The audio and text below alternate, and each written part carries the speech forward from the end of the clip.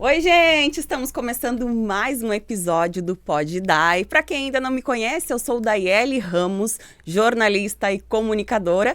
E estou aqui à frente deste programa trazendo convidados sempre especiais com muito conhecimento para trazer orientações específicas para vocês. E dessa vez a gente vai falar sobre cirurgia plástica. Você já fez alguma? Se fez, já deixa aqui nos comentários, ou se ainda não fez, tem o sonho de realizar, já se manifeste ali fazendo perguntas também, por que não, para a gente responder depois, né? Então, hoje, para falar sobre este assunto, especificamente lipo HD, a gente vai conversar com o cirurgião plástico, o Dr. Guilherme Schmidt. Seja muito bem-vindo, doutor. Muito obrigado pelo convite, é um prazer imenso estar aqui presente e poder falar um pouquinho sobre a cirurgia plástica, que é uma das minhas paixões na vida. Então, muito feliz de estar aqui presente mesmo. Doutor Guilherme realiza aí cerca de 200 cirurgias por ano, né, doutor? Isso. E já fez várias especializações fora também, qualificações no exterior, né? Tudo para desenvolver aí um melhor atendimento para os clientes, isso? Acho que a gente sempre busca, um propósito meu de sempre entregar o melhor. Então tá sempre em busca. Hoje a pandemia trouxe um pouco isso, de o conhecimento estar sendo muito rápido passado através de videoaulas, conferências hoje muito online. Então assim, se você não tiver 100% ligado, você fica para trás. Então eu tô sempre buscando. Então ano passado foram 2 viagens para o exterior, busca de cursos que saíram novos, que a gente vai falar um pouquinho de remodelamento costal, que é uma cirurgia nova que realmente mudou o curso da cirurgia plástica.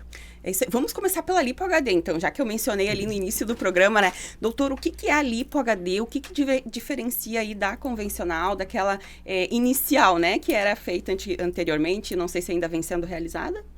Vem. Eu, particularmente, praticamente não realizo mais. É uma evolução. Foi o Dr. Alfredo Royos, que é um cirurgião colombiano fantástico. E ele teve a brilhante ideia, porque as lipos, elas não demarcavam o contorno corporal. Então o paciente ficava mais magro, tinha uma melhora de silhueta, de contorno, porém não tinha os contornos musculares mais evidenciados. Ou seja, o paciente não se sentia atlético. E o que ele pensou? Então eu vou mudar a lipoaspiração, porque basicamente a gente fazia a lipo apenas da gordura mais profunda. Exato. Uma gordura que está mais perto do músculo. E ele pensou, essa gordura superficial era deixada intacta. Nos contornos musculares, nas áreas de transição do músculo, eu vou lipoaspirar a gordura também, fazendo áreas de sombra, para a gente evidenciar a musculatura do paciente. Então foi uma evolução desde que ele começou a fazer, desde que eu comecei a fazer praticamente há 6, 7 anos atrás. E hoje a gente já tem até a Lipo Ultra HD, que a gente vai coletar a gordura, essa gordura é preparada, e a gente, através do uso do ultrassom, isso é uma técnica até de um cirurgião brasileiro lá de Santa Maria, Dr. Maurício Viário, um conhecido meu, extremamente foi brilhante a ideia dele. A gente, com auxílio do ultrassom, a gente entra dentro da musculatura e injeta a gordura, fazendo gordura virar músculo. Então você tem uma naturalidade de resultado extremamente superior à Lipo HD. Entendi. Então essa evolução constante, hoje cada vez a gente tem enxertado mais grupamentos musculares. Claro, na mulher a gente fica muito mais, até porque a Lipo HD masculina ela é diferente da Lipo HD feminina. O que difere, doutor? Principalmente os graus de definição. Na mulher, muitas vezes ela não vai querer aquela extrema definição, ela não vai querer o tanquinho, ela não vai querer bíceps forte, ela não vai querer deltoide forte. Então a gente vai ficar mais restrito aos enxertos do reto abdominal, que é a musculatura do gominho, o oblíquo, que é essa musculatura lateral, e aí a gente vai fazer os enxertos posteriores, que é glúteo, e o X-spine, que é a musculatura eretora da espinha, que é a musculatura, aquela voltinha que a gente tem atrás nas costas. Então já pode fazer essa remodelação aí no corpo inteiro praticamente, ou não, com essa lipo ou não? Praticamente o corpo inteiro. O homem, a gente vai tratar um grau grande de grupamentos musculares, para ter uma ideia. Homem, a gente enxerta hoje trapézio, que é essa musculatura aqui, deltoide, bíceps, tríceps, o X-spine, glúteo, peitoral, reto, oblíquo, vasto medial, vasto lateral, que é a musculatura da coxa, que esse também a gente costuma fazer no público feminino. E sempre guiado por ultrassom. Isso que é importante, porque isso traz segurança para o procedimento. Claro que sempre vai ser o primeiro pilar de qualquer cirurgia, segurança. Então, assim, tem técnicas novas? A primeira coisa é ver, essa técnica é segura? Ela é viável? Ela é reproduzível com segurança? Sim, E sempre o ultrassom ele traz esse benefício de a gente saber onde a gente está com a ponta da cânula. Porque você botar a gordura em lugar errado pode te trazer problema. Claro. Sim, e problemas eventualmente muito graves. E a gordura que é retirada, tem alguma gordura que é retirada em algum momento do procedimento? Como é que funciona?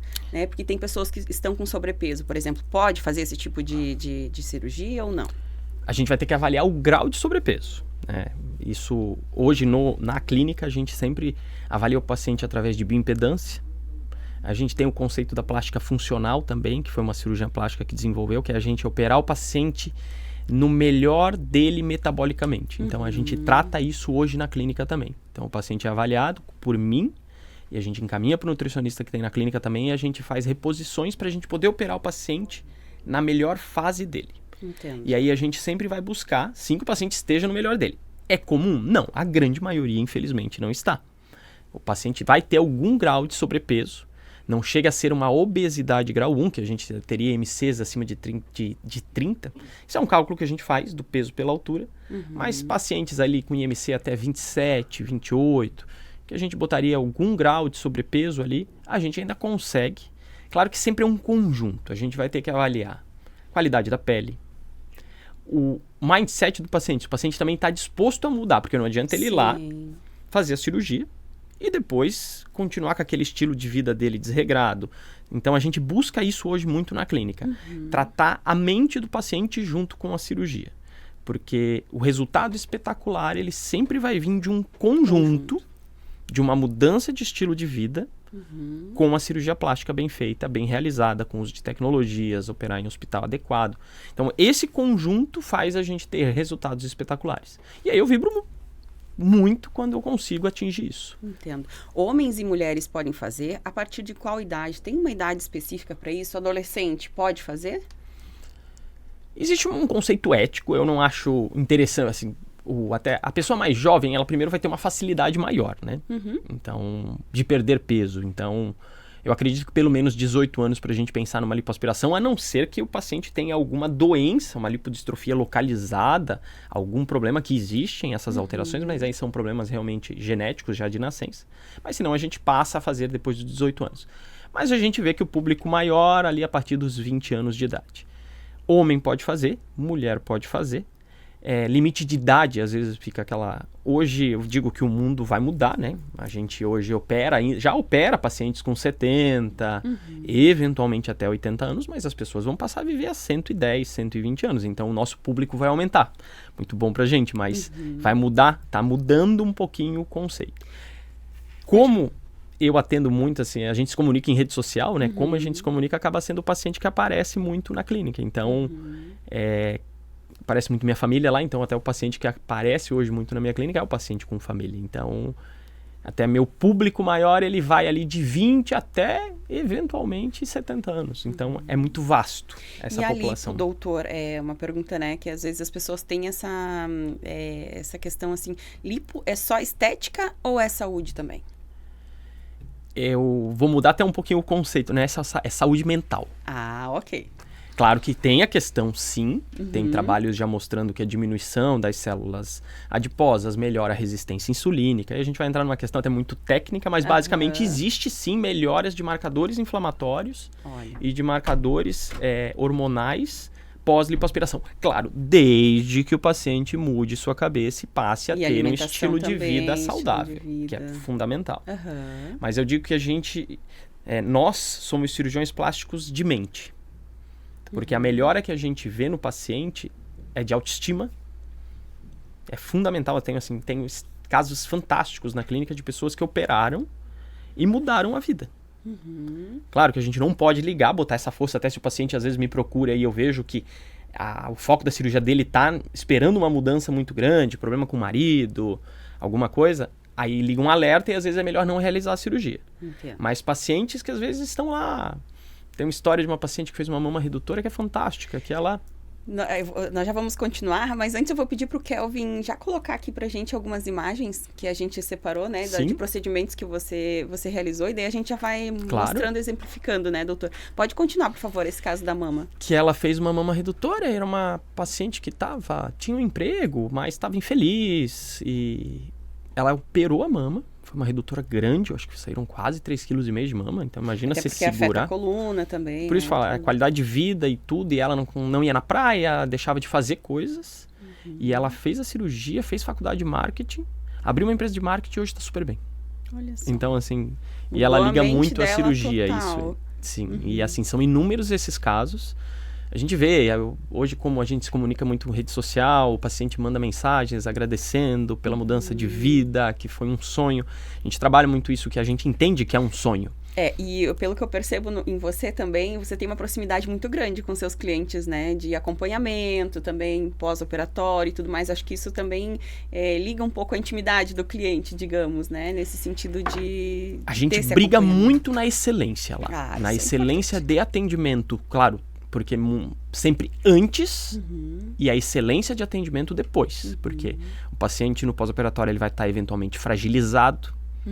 O paciente vai estar necessitando de mais atenção. E aí por isso a gente tem toda hoje uma equipe, né? Hoje são praticamente quase 15 colaboradores. Olha só, que legal. Para a gente conseguir proporcionar, se possível, a melhor experiência no mundo da cirurgia plástica. Tem nutricionista, tem vários especialistas. Enfermeira de pré, enfermeira de pós, as nossas concierges. E os procedimentos são realizados lá?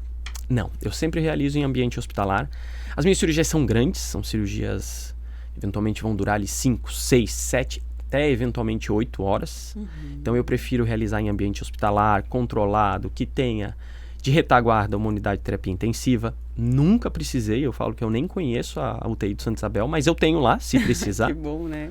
Tem laboratório 24 horas, sangue se precisar. Não é comum a gente precisar de nada disso, mas ter essa retaguarda lá para mim me traz segurança e para o paciente também. Claro, claro. Aqui a gente tem alguns exemplos. Essa aí foi uma lipo? Isso é uma lipo HD. Onde a gente tem uma evidência dos contornos musculares da paciente. Isso está bem atual, que é o Bikini Bridge. Vai se dando bastantes nomes, né? Que é marcar bem a crista ilíaca, que é essa depressão. Então, isso o paciente deseja bastante, tem um desejo por essa barriga mais atlética. Claro que isso é uma coisa pessoal. Pacientes que eventualmente vão gostar, pacientes que não vão ter tanto interesse. Então, agora, quem é mãe sabe, né? Tem a questão que sempre fica aquela barriguinha, aquela pochete, muita gente diz, né? Vamos falar em termos bem coloquiais mesmo, né, doutor? E com a lipo HD consegue... Depende. Olha aí, ó. Vamos lá. O que a gente sempre vai ter que avaliar, aqui só mostrando, esse é o X-Spine, que é o enxerto da musculatura paravertebral, evidenciando toda essa musculatura posterior. Isso é realmente fantástico, assim, mudou a evolução da cirurgia. Isso aí da costal, né? Daí depois a gente entra... Não, esse ainda é o enxerto da musculatura. É enxerto ainda, ali, olha só. Que você vai evidenciar essa musculatura posterior ali, enxertando, guiado por ultrassom. Pode ver, ali a gente não via nada, agora a gente está vendo a musculatura. Então, o que a gente vai ter que avaliar nos processos gestacionais? Porque assim, para uma lipo HD, apenas sem ter ressecção de pele, a gente não vai poder ter excedente de pele. E isso, infelizmente, a gestação, dependendo do ganho de peso e da qualidade de pele da paciente, a gente vai ter. Então, se a gente tiver sobra de pele, a gente não vai conseguir realizar a lipo HD apenas. A gente vai ter que associar alguma cirurgia de ressecção de pele. Entendo. Aquela tecnologia que você me falou é Renuvium. Renuvium, é isso aí. Isso aí. Como é que funciona? Ela atua também nesse sentido ou também não seria suficiente? Depende. É isso que eu falo. Muitas vezes eu recebo até várias vezes essa pergunta por rede social. Doutor, mas o meu caso é abdominoplastia, o meu caso é Renuvium, o meu caso é lipo. Depende. A gente vai ter muito fator para avaliar. Primeiro, expectativa de resultado do paciente. Então, se o paciente... Eventualmente, eu tenho pacientes que eu posso, sim, realizar uma lipo HD, eu posso realizar uma abdominoplastia. Entendi. Só que elas vão trazer resultados diferentes. Toda cirurgia tem ônus e bônus, eu falo para o paciente. Então, a abdominoplastia vai ter uma cicatriz maior, mas a gente não vai retirar todo o excedente de pele. Então, é isso que a gente faz na abdominoplastia. Claro que hoje, com a evolução das técnicas, a gente consegue fazer lipo HD junto com a abdominoplastia.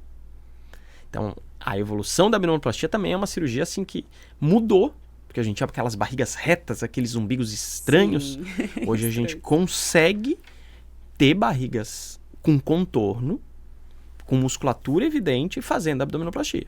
Olha só que legal. Então isso sempre que a gente vai ter que avaliar. O que acontece? Mulheres com 2 gestações, é mais provável ela cair em abdominoplastia com lipo HD do que com lipo HD pura. A gente vai ter a exceção aqui. Vai ser aquela paciente com pele muito boa, que teve pouco ganho de peso nas gestações. A gente vai ter que avaliar a diástase, que é o que é? A abertura do músculo da barriga. Então, 2 gestações, normalmente a paciente vai ter algum grau de diástase. Então, a gente vai ter que trabalhar. Claro, hoje a gente já tem até uma outra cirurgia ainda, que é o MILA, que é a Minimal Invasive Abdominoplasty, que seria a abdominoplastia minimamente invasiva, onde a gente faz a lipo, utiliza o Renuvium e faz a costura da diástase por vídeo. Então, os cortes vão ser os mesmos. Mas essa paciente especificamente, ela é muito selecionada. Não é para todo mundo. Tá? Então, sempre vai... Numa consulta que a gente vai conseguir... Eu falo... Cirurgia plástica bem-sucedida é gerenciamento de expectativas. Entendo. Se a gente for falar em indicações, né? Para especificar bem para quem está nos acompanhando. A Lipo HD, para quem é indicado? Eu diria que para o paciente que tem primeiro, um estilo de vida mais saudável, para o paciente que ou eventualmente ainda não está naquele estilo de vida, mas está com a cabeça voltada para já um pouquinho antes da cirurgia e depois continuar com essa vida saudável. Para pacientes sem um sobrepeso muito evidente. E a gente também pode adequar o grau de definição que a gente vai dar na Lipo HD. Então, pacientes mais cheinhas, a gente não vai trabalhar com uma Lipo HD de alta definição. A gente já vai trabalhar com uma baixa definição, com uma média definição, porque a gente tem que adequar também a realidade do paciente, ao gerenciamento de expectativa. Não adianta você falar que vai conseguir uma alta definição, que você não vai conseguir. Então, você vai frustrar o paciente. E ele também não está no estilo de vida que se adequa àquela cirurgia. Então, isso sempre é importante. Renuvium. Quem pode fazer? Quem deve? Para quem é indicado? Eu diria que para todo mundo. Eu sou um fã, um entusiasta dessa tecnologia. Ela surgiu Ela surgiu em 2017. Para falar a verdade, ela inicialmente era uma tecnologia que ia ser usada para fazer coagulação do fígado. Para sangramentos no fígado. E observou-se que ela trazia encolhimento da pele. E aí ela chegou no Brasil em 2019. Eu já sabia da tecnologia, já tinha visto em Dubai e nos Estados Unidos. E aí eu já adquiri assim que ela chegou no Brasil. O que ela faz? Logo que a gente faz uma lipoaspiração, a gente tem um aspecto de pele, músculo, e aqui estaria entremeado de gordura. Porém, no meio dessa gordura a gente tem as fibras, o tecido fibroseptal. Certo. Como se fosse uma rede, que ela fica. Ela é observada até quando a gente vai fazer a abdominoplastia, que a gente corta, a gente vê toda a rede lá. O Renuvium entra no meio dessa rede, ele solta um plasma que consegue queimar a rede sem queimar a pele. Então, como se você estivesse queimando um plástico, encolhe. Entendo. E aí, encolhendo a rede, encolhe, traz a pele para mais perto do músculo. Com isso, a gente tem um tratamento de flacidez. Por isso que eu acho que é indicado para todo mundo.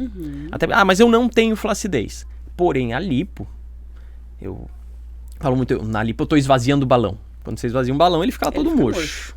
Então, a lipo traz flacidez. Claro, se pegar uma paciente de 18 anos com uma pele fantástica, a gente eventualmente não tem nenhum grau de flacidez. Tudo bem não utilizar o Renuvium.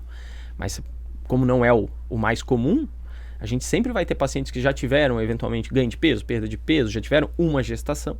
Então, o Renuvium, ele entra, em alguns locais, realmente, ele traz resultados que eu digo espetaculares. Braço, papada, abdômen, costas, a gente vê mudanças que são realmente fantásticas. E são mudanças praticamente imediatas ou não? Como é que funciona isso? Tem o pós-operatório, depois conta um pouquinho pra gente. A gente vai ter até o grau de ação do Renuvium, ele é duplo. Ele vai ter essa ação que eu acabei de falar, do queimar a rede e contrair a pele. Isso a gente já vê praticamente no intraoperatório. Se você fizer de um lado e fizer do outro, você puxa a pele e você já sente a pele mais colada de um lado. Aí a gente vai ter isso. E aí, como ele queima, ele funciona como os bioestimuladores. É mais conhecido como Sculptra, que aí são os injetáveis que as dermatologistas fazem. Ele funciona, eu digo, como um super Sculptra. Esse efeito vai começar lá pelo 4º, 5º mês de pós-operatório. Que ele vai estimular, formar mais rede. Entendi. Como se fosse a queimadura em si, né? A queimadura, ela tende a estimular uma proliferação, um crescimento de tecido. Então, a gente tem uma melhora ali até 9, 10 meses depois da cirurgia de incremento da melhora da flacidez. Entendi. Claro, o que é importante? O Renuvium, ele não tende a tratar sobra de pele. Sobra de pele e flacidez são coisas diferentes. A flacidez é o molejo da pele. É a pele mais mole. Sobra de pele, quando você pega a pele, está sobrando. Ele não tende a tratar. Em casos eventualmente específicos, ele até pode tratar. Braço, eventualmente, ele trata. E para quem tem essa sobra de pele, o que é indicado? Aí, normalmente, abdominoplastia ou mini abdominoplastia. Hoje a gente tem associado muito, principalmente pacientes longilíneas, são essas pacientes bem altas. Normalmente elas vão ter implantação do umbigo um pouco mais alta. A gente consegue fazer o mini e, eventualmente, associar um mini reverso pela cicatriz da mama. É muito complexo a indicação. A gente recebe e fala, de novo, isso é muito... Ai, doutor, qual que é a cirurgia para mim? Não sei. Mesmo no consultório, às vezes vai rolar uma dúvida por parte do paciente, porque ele pode fazer 2 cirurgias. Sim. E ele vai ter que escolher aquela que vai lhe agradar mais, porque uma eventualmente vai ter uma cicatriz maior, uma vai ter uma cicatriz menor, porém não vai tirar tanta pele. Então isso é importante, a gente sempre fala. Gerenciamento de expectativas, a vida é isso, né? E fazer 2 cirurgias, uma seguida da outra, isso acontece ou não? O mais comum é a gente associar cirurgias no mesmo momento. Entendo. Claro, sempre a gente vai... Primeiro pilar, segurança. Então a gente vai ter que adequar. Pacientes que estão muito acima do peso, a gente não vai associar a cirurgia da mama junto. Entendo. Claro, a abdominoplastia normalmente ela sempre vem acompanhada, pelo menos na minha prática, acompanhada de uma lipo 360. Então já seriam 2 cirurgias, vamos dizer, né? 2 procedimentos. Aí o paciente quer fazer a mama, normalmente o intervalo é ali pelo menos de uns 3 meses, no mínimo. O paciente acaba esperando normalmente 6 meses. Dá para fazer, que é a cirurgia que a gente tem hoje o nome de Super Mummy Makeover, que seria a cirurgia de transformação da mamãe. Porque a gestação, o que vai trazer? Queda da mama, perda de silhueta, acúmulo de gordura. Então, em pacientes específicas, a gente consegue fazer as 3 cirurgias no mesmo tempo. Hoje eu tenho um cirurgião plástico auxiliar fixo, então uma equipe fixa e uma instrumentadora que está comigo também já há quase 10 anos. A gente entra com uma equipe. Claro, quem faz o tempo principal todo sou eu, porém um auxiliar cirurgião plástico, mesmo formado, a gente consegue andar com a cirurgia de uma maneira mais rápida para a gente trazer segurança e um resultado mais favorável para o paciente. Você já realizou algum tipo de cirurgia nesse sentido de reconstrução? Por exemplo, assim, sofreu um acidente, né? Ou, enfim, algo que teve um momento ali que... Um desfecho, uma sequela. Isso, uma sequela. Aí era essa palavra que estava me faltando. Eu venho de formação da USP em São Paulo. Isso. Então, assim, a USP é o maior centro reconstrutor do Brasil. Então, eu tenho uma formação de reconstrução muito forte. Me trouxe bastante benefício. No começo da carreira, eu cheguei a trabalhar com reconstrução também, mas depois a vida acabou me levando para a parte, vamos dizer, mais estética. Mas a formação me trouxe muito conhecimento porque a gente usa muito dos conceitos da reconstrução para a cirurgia estética. Claro. Mas fiz bastante, cirurgias altamente complexas, desde que a gente chama de os transplantes microcirúrgicos, onde você realmente tira, é um transplante de tecido. Você tira o tecido, não é um enxerto. Porque o enxerto você só tira uma pele e vai lá e cola, né? É como a gordura, né? Tira de um lugar, coloca no outro. Basicamente isso. Seria o enxerto, né? O conceito do enxerto. O retalho não, você já vai trazer, vai ter que dissecar com o microscópio um vaso, vai ter que achar o vaso, como se fosse um transplante de rim, que eles têm que fazer, tirar os vasos e liga os vasos lá de novo.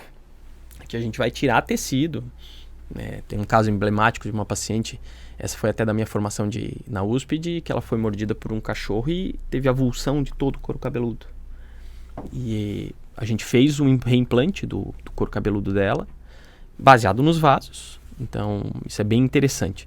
Claro que a vida me levou para outros caminhos. Eu falo, é o conceito de cirurgião pato, né? O pato, ele não sabe nadar direito, não sabe voar e não sabe andar, né? Então, não adianta você querer fazer tudo. Dedique-se a uma área e faça muito bem feito e vire referência naquela área. Isso mesmo. A gente até conversava anteriormente sobre isso, né, doutor? Tu estás há quanto tempo no mercado mais voltado à cirurgia plástica também? Há praticamente 12 anos. 12 anos. É uma experiência bem vasta. Atende Gaspar, Blumenau, região, como é que é o seu atendimento? Hoje a clínica fica localizada em Gaspar. Foi estrategicamente pensado nisso, porque eu tinha clínica na Praia Brava, eu cheguei a trabalhar um tempinho em São Paulo. No começo da carreira eu até fiquei 2 anos, metade de semana lá, metade de semana aqui. Até para começo da carreira eu acho que foi muito importante estar em São Paulo. Acompanhar grandes nomes, ter essa experiência. E aí eu tinha consultório na Praia Brava, tinha consultório em Gaspar, e aí o projeto de abrir uma clínica mesmo, uma clínica baseada nas clínicas de São Paulo. Referência. Isso, com conforto, desde um manobrista para atender a paciente, desde uma concierge, Desde todo um dia especial que a gente criou para o paciente no primeiro dia. Terminando aqui, eu vou para lá. Não vou deixar vocês na mão, não. E a gente tem o nosso Dream Day toda segunda-feira, que é o dia que eu atendo entre 9 e 10 pacientes novos. Ele é totalmente dedicado a só esses pacientes. Então a gente prepara toda uma experiência. Não vou contar, senão expectativa e realidade... É sempre bom que a realidade seja superior à expectativa, né? Exato, olha só que legal. Então, a gente prepara todo um dia bacana. E, claro, não é só hoje que é para ser especial. A gente já tem... Aí tem várias coisas que a gente faz, desde contatos até a cirurgia, coisas que a gente manda para casa do paciente. Então, sempre que busque uma excelência de atendimento. Hoje eu atendo o Brasil inteiro. A gente já tem até um pacote concierge, a gente já tem parceria com o hotel em Blumenau. A enfermeira fica com o paciente, o nosso motorista busca o paciente no aeroporto. Então a gente conseguiu montar toda uma estrutura para atender o Brasil inteiro. Sensacional. Claro, a realidade fica muito mais, 80% dos pacientes são locais, né? Mas hoje eu atendo, semana passada, no dia de consultas novas, praticamente dos 9 pacientes, 5 moravam a mais de 500 quilômetros da gente. Olha só que legal. Então hoje a rede social isso trouxe eu chamo né? de referência, né? De excelência. E aí a gente volta naquela questão, né? Você fala muito sobre as redes sociais e é tão importante esse contato que vocês têm ali. Até qual é o teu Instagram? Pode deixar ali para eles? É @Dr. Guilherme Schmidt. O Schmidt só que não tem esse I depois do H, que todo mundo confunde e acaba botando um I ali depois do H. Ah, não tem, isso. Tem e uns 2 T's no fim. Tem uns fakes lá, né? Mas hoje com o verificado ficou mais fácil de não ter. Então vocês já podem entrar lá e ir acompanhando para você ver esse contato, né? Essa proximidade que tem lá nas redes. Vocês vão tirar dúvidas, vão conseguir conversar via direct, pode fazer perguntas nos comentários ali, vão interagir bastante nos posts deles, que são bem legais. E como ele disse, faz postagens também da família, né? De tudo. Então você vê que é alguma coisa bem acolhedora, né? Eu acho a gente que tenta aproximar o que é a minha realidade mesmo. Exato. Né? Quem eu sou lá na rede social é quem eu sou no meu dia a dia. Então... Vamos mudar de assunto um pouquinho, né? Não tanto assim para falar de remodelamento costal. Isso, remodelamento costal. Como é que funciona? Quem pode fazer? Conta tudo aí pra gente sobre isso, que ainda tem alguns tabus, né? Isso, algumas crenças, vamos exato. dizer. Então, a cirurgia de remodelamento, no passado, ela era uma cirurgia de ressecção costal, né? Então, o paciente ganhava um corte maior e retirava-se a costela. E a retirada da costela, ela acaba trazendo um risco um pouquinho maior de uma perfuração da pleura, que é a membrana que envolve o pulmão. Não é um problemão, mas é um problema. Então, isso... o índice não é tão baixo, principalmente que a gente fala que todo procedimento vai ter uma curva de aprendizado. Então, você vai cada vez tentar fazer cicatrizes menores e para tirar. E isso eram feitos, até o Dr. Verdugo do México é um dos cirurgiões que mais realiza. Eu acho que tem o maior N, que a gente fala N, é número de pacientes operados realizada a técnica. E ele praticamente só faz a ressecção. Porém, um cirurgião russo pensou, por que ao invés de eu retirar a costela, claro, o nome, costela, vou retirar. Primeira coisa que a gente tem que trazer é que a gente vai mexer nas costelas ditas flutuantes. Que são essas últimas costelas que aparecem ali na tomografia. Aqui. Isso, essa e essa. Que é a 12ª, a 11ª e a 10ª. A 10ª, eventualmente, ela pode ter ali, não ser flutuante, mas também isso não traz um problema. Os trabalhos já mostraram que não mudou. Capacidade respiratória, essas coisas. E ainda tem o benefício de não tirar, que depois eu conto no final. Então, o que ele pensou? Eu vou entrar, vou fazer uma incisão muito menor, primeiro. Começou com incisões de 2 centímetros. E utilizar o piezo. O piezo é uma serra ultrassônica. Tá? Esse é o descolador, a gente está descolando ali, mas pode ver, são incisões muito pequenas. E... através do piezo, o piezo é uma serra ultrassônica, ele consegue reconhecer o tecido que ele está, então ele só serra o osso. A gente usa muito na rinoplastia. Claro que como eu já fiz muita rinoplastia no passado, já ter a prática do piezo também me trouxe bagagem para conseguir fazer o remodelamento de uma maneira, a curva de aprendizado muito rápida. Entendo. E aí você entra, hoje, na evolução, até a evolução da técnica, hoje a cicatriz para entrada é uma cicatriz de 2 milímetros, 3 milímetros. Então, praticamente imperceptível. E aí você só faz um tracinho de fratura na costela e mobiliza ela para uma posição mais interna. Claro, envolve muito, deve doer pra caramba. Não dói. Olha só. Assim, dizer que não dói, claro que não, mas não é a mesma dor de uma fratura de costela por trauma. Entendo. Porque normalmente vai trazer impacto, vai trazer lesão muscular. Ali não. É uma mobilização apenas da costela. A musculatura não vai ser lesionada. Quando que começou a ser feita dessa forma, doutor? Eu fiz o curso no Peru, em Lima, com o Dr. Manzaneda, que na América Latina é o cirurgião que mais tem experiência, tá, com essa cirurgia. Né, o russo descreveu a técnica, posso estar enganado, acho que foi 2021. Tá? Ela já é realizada há mais de 20 e 30 anos, as ressecções costais. Sim. Porém, o remodelamento é uma cirurgia aí de uns 3 para 4 anos para cá. Mas já existe um N grande no mundo e, por incrível que pareça, com um índice de complicação praticamente perto de 0. Olha só. Não tem caso, pelo menos, de conversa com colegas que fazem, porque o grande preocupação é o pneumotórax, que é o quê? A perfuração da pleura que envolve o pulmão. Entendo. Não tem caso registrado de pneumotórax no remodelamento. Atual. Isso, no atual. Não, na ressecção tem inúmeros.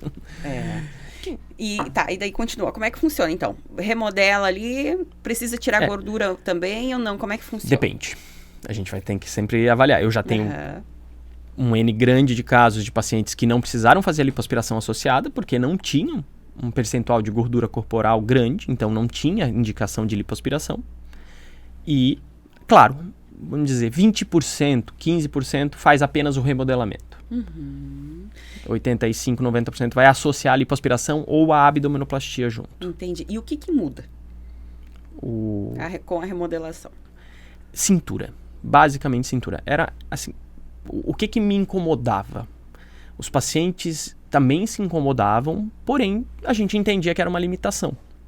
A gente ia lá, realizava a lipoaspiração, realizava lipo-HD com abdominoplastia e o paciente continuava quadrado. Entendi. Tinha uma cintura, mas uma cintura bem, vamos dizer, pequena. Não tinha silhueta marcada. E você perguntava para essas pacientes, na adolescência ela também não tinha cintura. Então, era uma limitação do procedimento.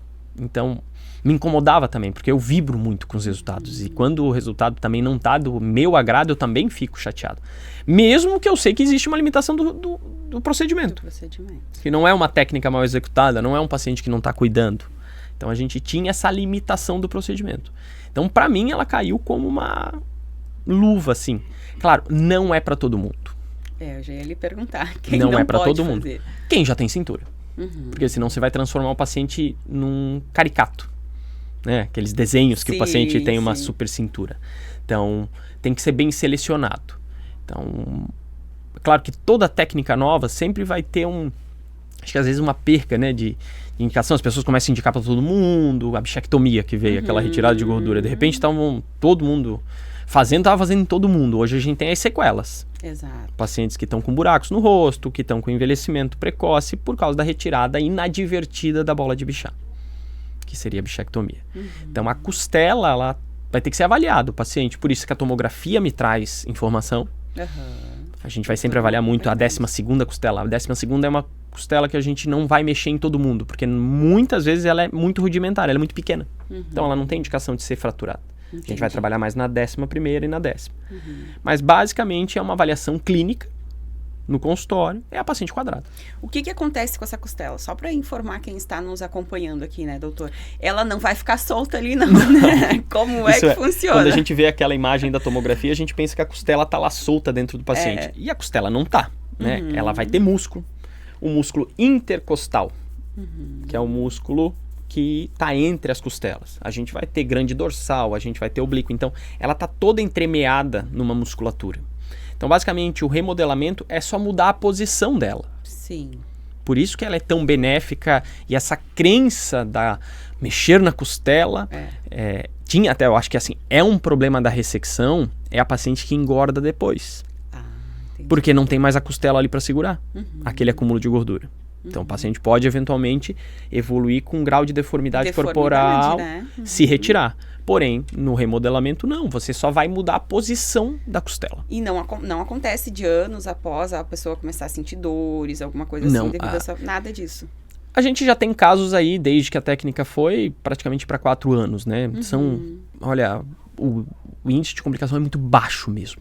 Muito baixo mesmo. Por isso que sempre uma coisa que eu olho quando eu vou começar a executar uma técnica nova é o índice de complicação. Se ele for alto, primeiro que eu vou ter mais cuidado se eu vou executar mesmo ou não. Eu não gosto de complicação. A gente consegue limitar a 0? Infelizmente, não. Nenhum procedimento. Nenhum procedimento. Vai lá fazer a unha, você pode...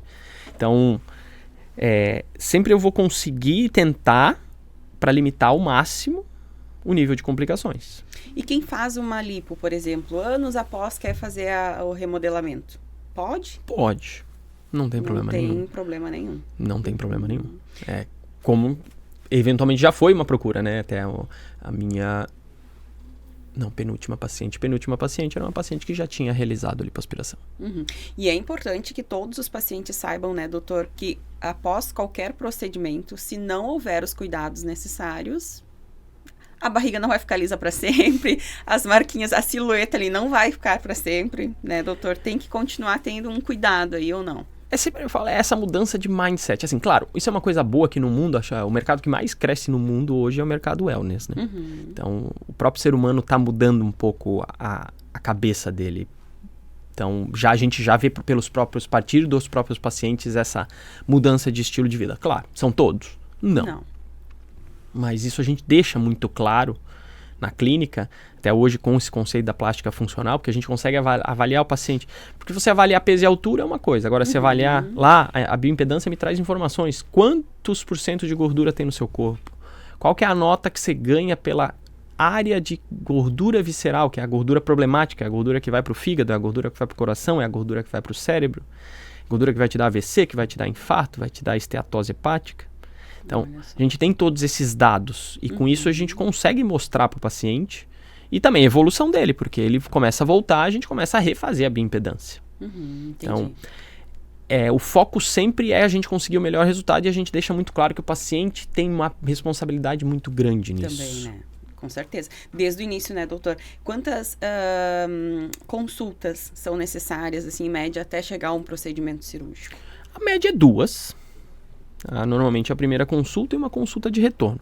Desde que o paciente esteja bem. O gerenciamento de expectativas está ok. Se a gente vê que existe um disparate ou pacientes mais específicos, a gente aumenta o número de retornos antes da cirurgia, ao ponto de algumas vezes eu falar que eu prefiro não operar esse paciente, porque eu não vou atingir o que ele está esperando com a cirurgia. E eu falo que se operou um paciente é um casamento sem divórcio. Você não pode chegar para ele e falar, tá, tudo bem, agora eu não quero mais te ver. Imagina. Então isso não existe. Então se eu operei, eu vou ver esse paciente pelo menos ali, ele vai ter retornos disponíveis com a gente por 1 ano. Então a gente acompanha bastante tempo, a gente cria grupo de WhatsApp, que aí o paciente tem lá para tirar dúvidas, a gente tem uma enfermeira que nos dá auxílio para responder as dúvidas mais triviais, quando é alguma coisa mais específica sou eu que tomo a frente, então isso é importante, mas se o paciente não mudar a cabeça, eu falo que até não é pela estética, né? É pela saúde mental, saúde física. Claro. E qualquer um desses procedimentos que a gente mencionou já, né? A lipo, o Renuvium e o remodelamento. Casos de obesidade, doutor, pode ser feitos ou não podem? Normalmente não. Normalmente. Por quê? A gente vai evitar de operar o paciente muito obeso, porque o índice de complicação vai aumentar. E primeiro que assim, resultado vai ficar um resultado aquém do esperado. O índice de complicação aumenta, desde todos. Infecção, abertura de pontos, trombose, embolia. Então, segurança em primeiro lugar. Então, a gente tem que selecionar os nossos pacientes para que a gente consiga ter êxito e um índice de complicação o menor possível. Entendo. Então, obesidade, normalmente a gente vai entrar no protocolo da plástica funcional, ver se o paciente está disposto, porque a gente consegue, às vezes, preparar um paciente para operar em 8 semanas. Vai para uma dieta low carb, para uma dieta cetogênica, vai fazer uso, eventualmente, de medicações. Hoje, sim, essas medicações, os análogos do GLP, Ozempic, tudo trouxeram um benefício grande para esses pacientes conseguirem emagrecer. A gente tem o Mounjaro que está chegando agora no Brasil, que é a evolução já do Ozempic. Então, vai trazer, ele tem um índice de emagrecimento muito alto, com índice de efeitos colaterais muito baixo. Então, vai ser mais uma arma, principalmente para os nutrólogos. Eu acabo não fazendo esse acompanhamento todo, senão perde um pouco da minha rotina. Mas a gente encaminha para nutrólogos ou nutricionistas para a gente conseguir ter, ou conseguir trazer esse paciente para um patamar cirúrgico, para ele se tornar-se cirúrgico. Entendi. E sobre mitos e verdades, então vamos entrar nessa questão aí já para tirar muitas dúvidas de quem está nos acompanhando. Plano de saúde cobre cirurgia plástica? Normalmente não. Principalmente, vai ter uma cláusula, eu falo, as pessoas às vezes ficam bravas achando que a gente não quer operar pelo plano, né? Mas é o plano mesmo que tem uma cláusula que os procedimentos estéticos não são cobertos. E no rol da ANS, que é a Associação Nacional de Saúde, eles não entram, então o convênio pode falar isso. A exceção que existe é os pacientes operados de estômago, então são os pacientes submetidos à cirurgia bariátrica, que eles têm por direito, aí vai estar lá no rol da ANS, a abdominoplastia.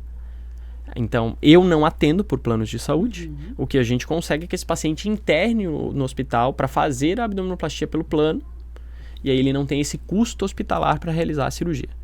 É possível fazer 3 cirurgias ao mesmo tempo? Em pacientes selecionados, a gente vai fazer sim a Super Mummy Makeover, que seria lipo, mama e abdômen. Porém, não pode ter um grau de sobrepeso mais importante, para a gente não ter uma lipo tão importante. Eu, particularmente, sou um cirurgião até conhecido um pouco por isso, por lipar bem o paciente. Lipo dá trabalho, lipo cansa, é demorada, tem alguns pacientes que a gordura sai de uma maneira mais devagar, e eu gosto de lipar bem, eu gosto de trazer mudança. Então, se eu vejo que vai ser uma lipo mais importante, eu prefiro separar e não fazer a mama no mesmo tempo. Entendo. Tá. Quanto tempo, já vamos entrar nessa situação, quanto tempo de recuperação de uma lipo? Depende do tamanho, claro. Mas assim, a lipo, a recuperação é mais rápida. A gente põe que o paciente pode retornar ao trabalho ali entre 7 e 10 dias. Entendi. Continuando nos mitos e verdades, cirurgia plástica, ela é mais satisfatória em mulheres, mito ou verdade? Quem sabe não. A gente teria que ter um estudo, né? Mas eu diria, na minha experiência, até eu falo que os homens... Homem é praticamente muito perto de 100% de satisfação, assim. O homem... Eu tenho um público masculino alto, eu realizo muita lipo Ultra HD masculina, então eu digo que... E a cirurgia trouxe isso, esse benefício. Hoje a lipo HD de ultra definição masculina é assim, ela é...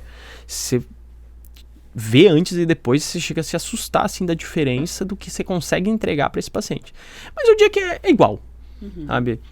Você nunca vai conseguir 100% de satisfação, não tem jeito, né? O ser humano tem...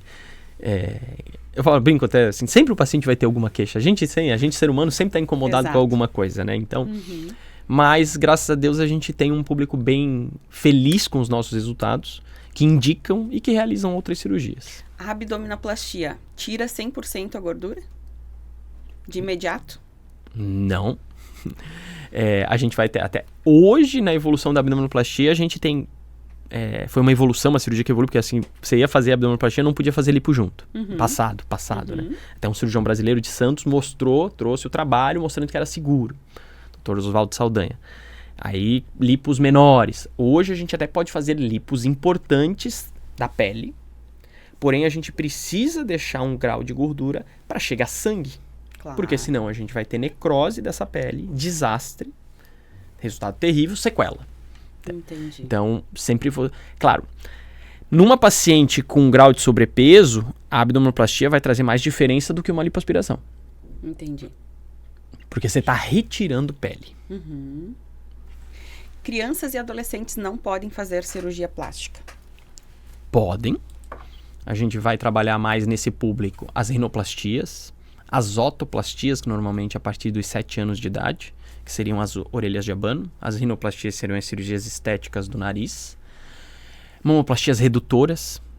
Imagina uma menina de 15 anos com uma mama super grande, super incomodada de ir para a escola, sofrendo eventualmente bullying e tendo dor nas costas, não tem por que esperar ela. Vamos esperar ela fazer 18 anos para retirar esse excedente de mama, não tem por quê. Entendi. Então, com a anuência dos pais, claro que a gente tem todo um protocolo, eles assinam, autorizam a cirurgia, a gente realiza a mamoplastia redutora em pacientes com menos de 18 anos sem problema nenhum. Então, realiza-se sim. Voltando agora na questão da lipo-HD ali, doutor, o que é injetado no paciente? Qual é um tipo de gordura específica do próprio corpo? Não é? Eu quero que você deixe claro isso, assim. Como é que é feita a lipo-HD? Tá. Vamos passo por passo. Isso. Então, como começa a cirurgia? A gente vai primeiro botar uma solução soradrenalina para sangrar menos e para a gente poder usar as tecnologias. Além do Renuvium, a gente tem o Vaser, que é tão, se não mais importante do que o Renuvium. O Vaser é ultrassom. Ele vai mandar uma onda ultrassônica, faz a molécula da água vibrar, fragmenta a gordura. Então, quando eu vou lipoaspirar, tá tudo molinho, sangra muito menos. Então, traz segurança. E ele já tem algum grau, por esquentar, também de aumentar o encolhimento da pele. Aí a gente vai para lipoaspiração propriamente dita, e a gente lipoaspira. A gente hoje nas costas também já tem uma lipo profunda que a gente faz, que é guiada por ultrassom, que foi o Dr. Héctor Duran do México, que até fez o curso da costela junto comigo, que inventou essa técnica. Então a gente consegue limpar uma gordura que está lá do lado da musculatura e traz uma silhueta mais marcada ainda no posterior. Então ela se torna um pouco mais líquida, digamos assim, mais fácil para fazer a retirada. Assim, eventualmente pacientes que já fizeram lipo, que vai ter aquela fibrose, vai ter aquela gordura mais dura, Vaser é fantástico, tá? Aí você tira toda essa gordura, aí essa gordura ela vai para um frasco específico, que ele deixa já a gordura decantando. Decantando é o quê? Ela vai separar. Vai o plasma e o sangue para baixo, a gordura propriamente dito e um óleo aqui em cima. A gente Quanto descarta. tempo mais ou menos ela fica assim? Com o frasco, como ela não mistura, ela já vai propriamente saindo, ela já vai decantando. Ela já vai decantando, já vai decantando, já vai decantando. A gente já vê bem certinho as 3 camadas. Aí a gente descarta o óleo, descarta o sangue. Existem várias técnicas de como você vai enxertar essa gordura. Tem gente que passa em peneira, tem gente que...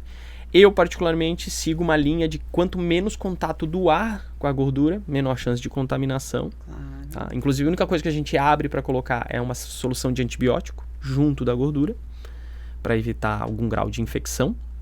E aí, essa gordura, ela vai para uma seringa e ela é reinjetada a própria gordura. Muita gente pergunta assim, doutor, eu posso pegar a gordura do meu marido e injetar em mim? Porque às vezes a gente tem paciente muito magra que quer aumentar o glúteo, né? Entendo.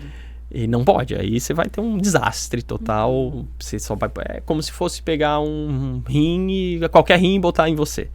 Você tem, tanto que quando você faz um transplante de órgão, você precisa tomar medicação. Claro, tem todo um processo. Então, gordura é sua mesmo só. Apenas. E aí a própria gordura sua é reinjetada em você. Assim, essa mudança até do CIMI 3D, que é um enxerto de gordura guiado por ultrassom do glúteo hoje, assim, os resultados são surreais e espetaculares. E aí vamos para os magrinhos então, né? Quando a pessoa é muito magra, doutor, o que fazer? E ela quer mudar, quer aumentar o bumbum, quer ter mudanças aí no corpo. Primeiro avaliar, assim, às vezes o paciente tem um muito magro, mas a gente tem gordura para tirar. Tá? Então, sempre tem de onde tirar. Depende, né? A gente vai ter que avaliar o paciente. Entendi. Mas sim, realmente, aquela paciente, não tem gordura. Percentual de gordura lá de 12%, 15% na bioimpedância, né? Aí é prótese de glúteo. Eu, particularmente, não realizo mais essa cirurgia. Por opção pessoal mesmo. Hoje é uma tendência, principalmente por causa da gordura, a gente... praticamente muito até. Esses dias apareceu uma paciente que precisava botar prótese, eu acho que eu falei com 5 colegas, os 5 também não realizavam mais. Então, especificamente eu tenho um cirurgião em São Paulo, que eu indico quando precisa, mas também hoje é muito pontual essa paciente. Essa paciente ela é muito específica, não é o dia a dia. Então, até por isso, é um procedimento que pelo menos na literatura ele tem um índice de complicação um pouquinho mais alto, os resultados para mim não me agradavam tanto. Então, eu particularmente prefiro a gordura e eu acho que assim, com a gordura a gente consegue hoje, também evoluiu, assim, é que é uma evolução pós-pandemia ali, pandemia em si, assim, a evolução da cirurgia plástica foi surreal, assim, foi... Você acha que isso está ligado aqui? Eu acho que principalmente pela pandemia trazer esses meetings online, então o conhecimento está muito rápido, né? Aumentou bastante. Está muito rápido, então os cursos... Hoje existe um mercado na cirurgia plástica, né, de cirurgiões dando cursos. Então, isso é um mercado. Tem cirurgião que eu digo que ele está ganhando mais hoje dando curso do que operando o paciente, até porque ele perde o tempo para dar o curso, né? isso também trouxe esse benefício de o conhecimento estar sendo repassado. Então, hoje a gente tem alguns casos específicos de cursos muito bons que trazem um conhecimento muito rápido para o paciente. Então, é uma evolução muito boa. Você acompanhar aquele cirurgião que já está lá há 15 anos no mercado, que já está fazendo as coisas, já tem uma clínica bem gerida, já tem tudo isso. Então, isso também é um pulo de anos que você consegue. E a própria pandemia também trouxe um pool de pacientes muito grande, né? Todo mundo queria fazer cirurgia plástica. As pessoas começaram a ficar dentro de casa, foi reforma e cirurgia plástica, né? Então, reforma no corpo e reforma em casa. Exato. Então... E deixa eu te perguntar, doutor, em relação à própria gordura ali, o índice de rejeição do próprio corpo, né, é praticamente nulo ou não? Como é que funciona? Rejeição a gente trabalharia com algo, assim, o corpo não tende a rejeitar alguma coisa que é dele mesmo. Pois né? é. Então isso seria rejeição, a gente pensando, a gente teria o risco de infecção, graças a Deus até hoje de lipoenxertil ainda não tive nenhum caso. A gente tem o grau de reabsorção, ou seja, quanto que o seu, porque virou enxerto.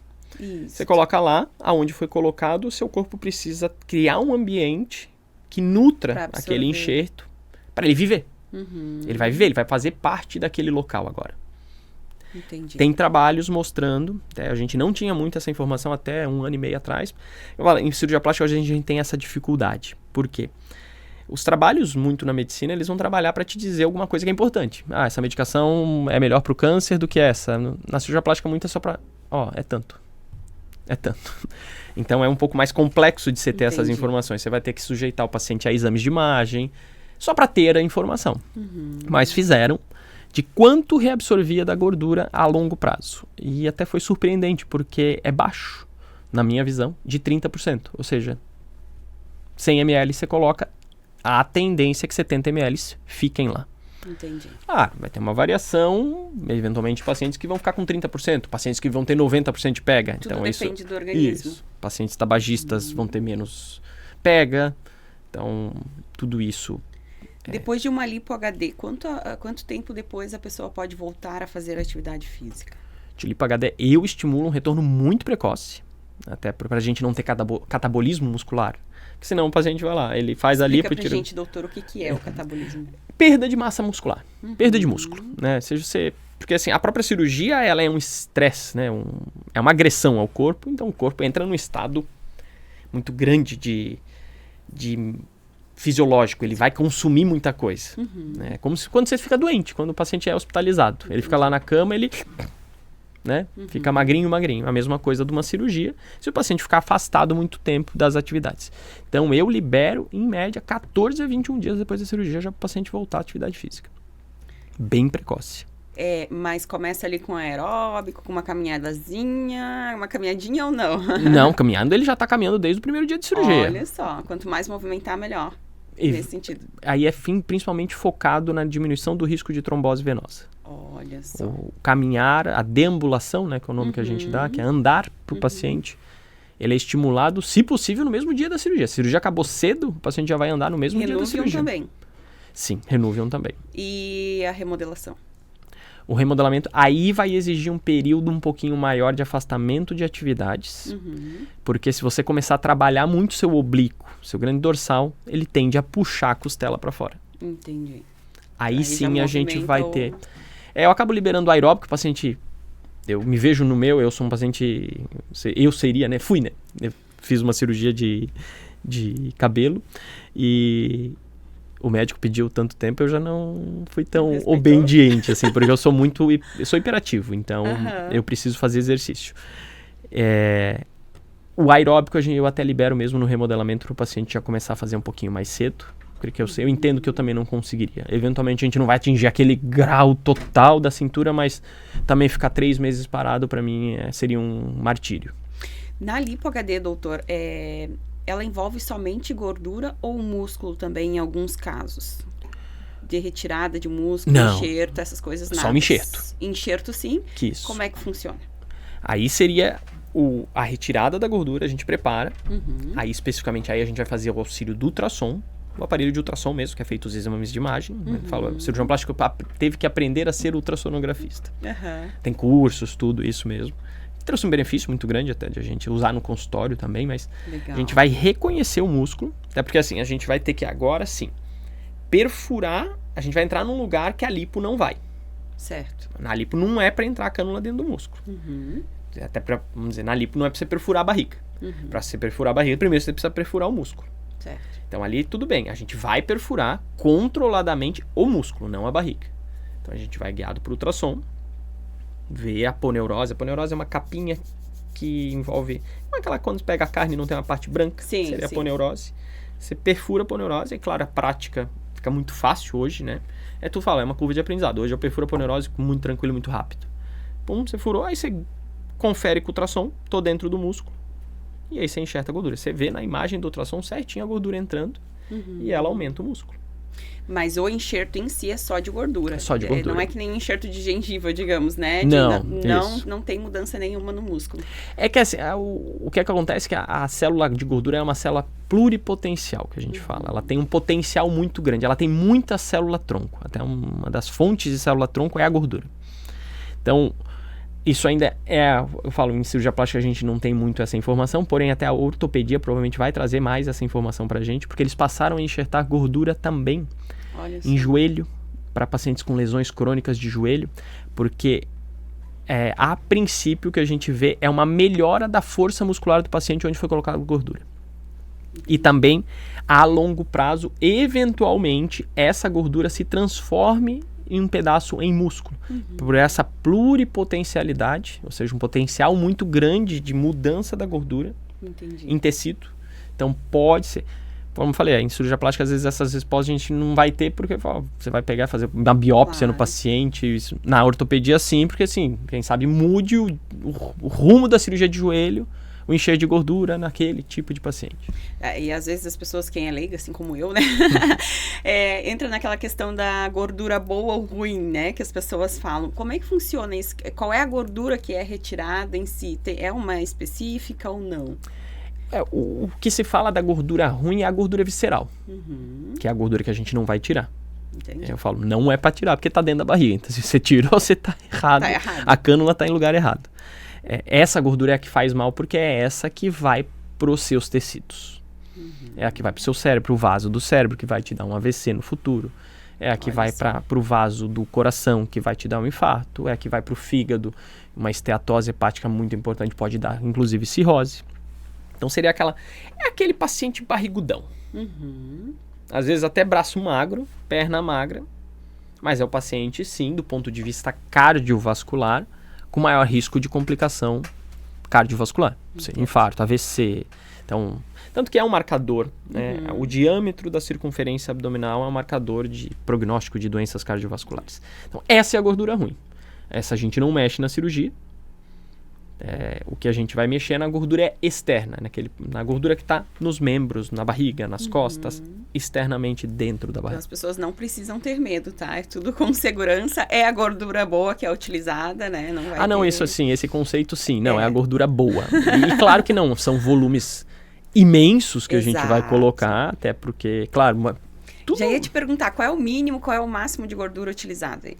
Não vai ter um padrão. Vai ter um padrão nos músculos. Nos músculos a gente vai ter um padrão. No homem, normalmente 60 ml por PEC, eventualmente 80. Na mulher, a gente já vai ficar para 40 para 50 ml. PEC seria cada um dos gominhos. Entendi. Tá? A gente não vai enxertar tanto no gominho inferior, porque não eventualmente pode dar um abaulamento na barriga do paciente. O paciente já não vai querer isso. Então a gente adequa um pouquinho isso. Glúteo, que é sempre os maiores volumes. Né? A gente vai ter eventualmente aí até 1000 ml de cada lado, ou seja, 1 litro de gordura em cada lado do glúteo. Porque a gente vai pensar primeiro em 30% de reabsorção, então 300 ml vão se perder. Claro, a gente nunca vai conseguir isolar a gordura 100%, ainda um pouquinho de plasma vai estar lá, um pouquinho de óleo. Então, glúteo seriam os volumes maiores. E aí no homem peitoral a gente vai trabalhar para 300, 400 ml. Mulher a gente vai sempre trabalhar para volumes menores. A mulher é delicada. O homem a gente já vai trabalhar para mais músculo, mais força, mais definição. Atletas que trabalham com fisiculturismo podem fazer esse tipo de cirurgia ou não é indicado para esse tipo não veria, eles vão ter percentuais de gordura muito baixos, né? A gente não vai ter como tirar a gordura deles. O que acontece mais é essa paciente buscar a gente para colocação de prótese de mama. Entendi. E a prótese de mama, você faz hoje também colocação de prótese? Como é que funciona? A minha rotina, basicamente, consultório é cirurgia corporal e mamária. São aí entre 20 Esse ano eu vou diminuir um pouco o ritmo até para ter um pouquinho mais de qualidade de vida. Mas, basicamente, minha rotina é uma cirurgia mamária de manhã, uma cirurgia corporal à tarde, nas terças, quartas e quintas.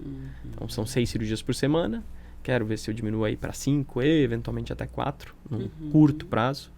Porque realmente são cirurgias longas, são Reconstrução você faz também mamária? Não faço mais. Não faz mais. Não faço mais.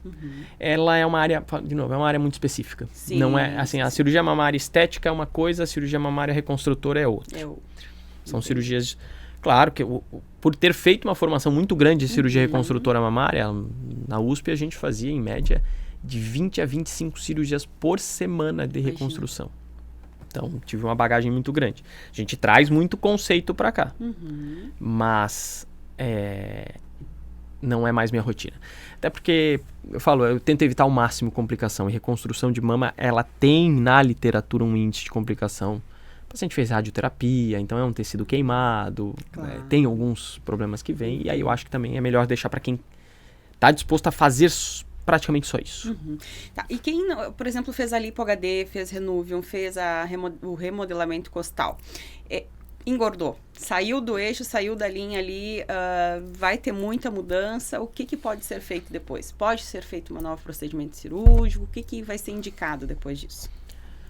Primeira coisa, mudar o estilo de vida de novo. Volta. Volta. Volte não tem jeito, porque... Então, esse é o principal. A costela em si, a gente não tende a perder o resultado, porque ela foi fraturada, remodelou, ela vai estar lá no mesmo lugar dela. Claro que, eventualmente, o paciente possa ter perdido um pouco de cintura por acúmulo de gordura dentro da barriga, porque o acúmulo de gordura dentro da barriga vai abaular tudo. Mas a alteração na estrutura, digamos, óssea, óssea não, porque aí é uma estrutura fixa, né, vamos dizer. Esse seria o problema da retirada, que eventualmente aí você pode ter um abaulamento, porque não vai ter mais a estrutura da costela segurando ali. Que não acontece no caso do remodelamento costal, gente. E eventualmente possa ser feita uma nova lipo, mas não, eu falo, não é o propósito da clínica lá. O propósito da clínica é mudar o paciente para que ele passe, a partir dali, ter uma vida saudável e ter um estilo de vida conforme o pós-operatório da cirurgia plástica, que é se cuidar. Eu falo, se cuidar também não é essa loucura de não comer nada, de não... Eu falo por mim, eu não sou extremamente... Mas eu cuido dia de semana, final de semana eu dou minhas escorregadas e tá tudo certo. Né? Acho que faz parte também. Exato. Claro que cada um se adequa mais à sua rotina. Tem gente que realmente é super regrado todo dia, tá tudo certo. Se é feliz assim, tá tudo certo. Tem gente já que de segunda-feira vai jantar uma pizza. Já tem alguma coisa, na minha visão, que não tá adequada. Principalmente se você quer ter um resultado, mais saúde, tá mais disposto.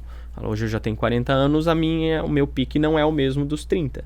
Mas hoje eu me cuido mais com 40 do que eu me cuidava com os 30. Entendi. E uma questão agora, os idosos estão fazendo muita cirurgia plástica, né, ultimamente. Acho que justamente em relação a essa informação, a evolução tecnológica também, né, já diminuiu o medo, né, de realizar os procedimentos cirúrgicos. Hoje, em quais casos, assim, não é indicado que o idoso faça algum procedimento cirúrgico? A gente sempre vai, assim, claro, o paciente, a gente tem até protocolos na clínica, de idade a gente vai passar a pedir mais exames e mais avaliações. Então, normalmente, quem não vai dizer que o paciente não pode operar, normalmente vai ser uma outra especialidade. Um cardiologista, um reumatologista, um hematologista, alguém. Claro, você vai pegar uma paciente que já teve 2 AVC, um infarto. Não, eu também não quero operá-la, mesmo que o cardiologista fale para mim que ela pode operá-la. Então, eu não vou querer. Então, a gente sempre vai ver. Eu já operei uma paciente, fiz uma lipoabdominoplastia, uma paciente de 69 anos. Isso não passava na minha cabeça, quem sabe, isso faz uns 2 anos, há 5 anos atrás, eu nunca faria. Mas era uma paciente que ia pra academia todo dia. Tinha um histórico bom também de saúde? Total, não tomava uma medicação. Olha só. Então, do ponto de vista cardiovascular, quem sabe ela estaria melhor que uma paciente de 40 com obesidade. Então, isso vai mudar no mundo, né? A gente vai passar a viver 110, 120 anos. A maior referência é o Abílio Diniz, né? Ele tem 80 anos e tá lá com a saúde de um menino de 35, né? Fazendo kitesurf, fazendo tudo. Eu acho que ele é o exemplo do novo idoso. É o movimento, né, doutor? É o movimento wellness, bastante. É o mercado que mais cresce no mundo, né? É isso aí. Então é isso, falamos sobre Lipo HD, Renuvium, remodelamento costal. Doutor, você tem alguma consideração, algo que eu tenha deixado de perguntar que de repente seria importante mencionar aqui para quem está nos assistindo? Eu acho que o principal, assim, quem busca uma cirurgia plástica, busque principalmente junto da mudança do estilo de vida. Principalmente pacientes que buscam mudanças corporais. Também eu acho importante você sempre buscar opiniões de vários cirurgiões, buscar cirurgiões que sejam referência, operar em hospitais adequados, para que você tenha, sim, eu falo, mesmo quando um colega tem uma complicação grave, isso respinga em toda a cirurgia plástica. Então é importante que todo mundo se desse bem. Eu digo que se toda a cirurgia plástica fosse bem feita e bem realizada, a gente operaria o dobro de pacientes, porque muita gente deixa de realizar em virtude de alguma coisa que ouviu, alguma coisa.